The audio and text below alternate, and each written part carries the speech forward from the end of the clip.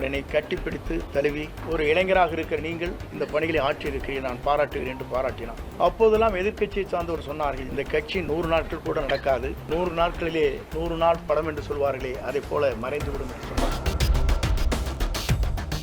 இன்று அனைத்து இந்திய அண்ணா திராவிட முன்னேற்ற கழகத்தில் புரட்சித் தலைவரால் நான் அடையாளம் காட்டப்பட்டவர். 1972 இந்த இயக்கம் துவங்குகிற போது தலைவருக்கு பின்னாலே அணிவகுக்கின்ற தொண்டர்களில் நான் ஒருவன். புரட்சித் தலைவரால் ஈர்க்கப்பட்டு 75 பொதுக்குழு கோவையிலே பிரசிடென்ட் ஹாலிலே நடைபெறுகிற போது அதற்கு முழு பொறுப்பையும் அண்ணன் அரங்கநாயகம் மணிமாறன் என்னிடத்திலே ஒப்படைத்தார். அந்த பணிகளை தலைவர் பாராட்டுகின்ற அளவிற்கு அந்த பணிகளை நாங்கள் முடித்து, அவர் இருக்கின்ற சத்யா ஸ்டுடியோவிலே சந்திக்கின்ற போது அவர் என்னை கட்டிப்பிடித்து தழுவி, ஒரு இளைஞராக இருக்கிற நீங்கள் இந்த பணிகளை ஆற்றியிருக்கிறீர்கள், நான் பாராட்டுகிறேன் என்று பாராட்டினார்.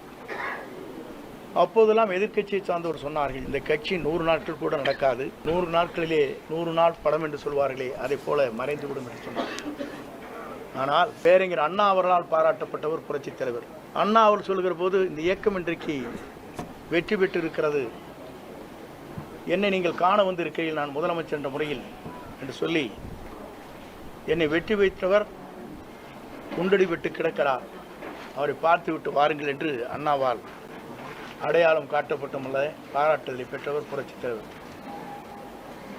அவர் தன்னுடைய காலத்திலிருந்து அவருடைய பணிகள் என்பது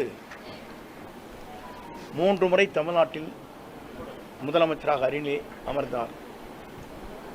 10,000 மைலுக்கு அப்பாலே சிகிச்சை பெறுகிற போது, தமிழ்நாட்டிலே கால் வைக்கிற போது அவர்தான் தமிழ்நாட்டின் நிரந்தர முதலமைச்சர் என்ற வரலாற்றை படைத்தார்.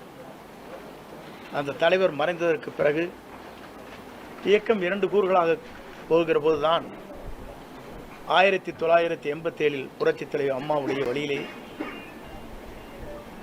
நான் பயணத்தை மேற்கொண்டேன். புரட்சித் தலைவர் அம்மா அவர்களும் அவருடைய சுற்றுப்பயணமாக இருந்தாலும் சரி, பல்வேறு ஆலோசனைகள் கேட்கின்ற போது பல்வேறு நண்பர்களோடு நானும் இணைந்து அந்த பணிகளை நான் மேற்கொண்டிருக்கிறேன். புரட்சித் தலைவரால் பாராட்டுதலை பெற்றிருக்கிறேன்.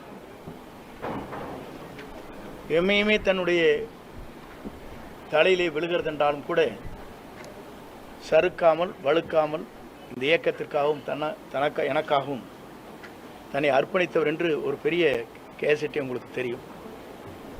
என்னுடைய திருமணத்திலே மட்டுமல்ல, திருச்சியில் நடைபெற்ற நிகழ்ச்சியில் கூட அந்த அளவுக்கு பாராட்டினார்.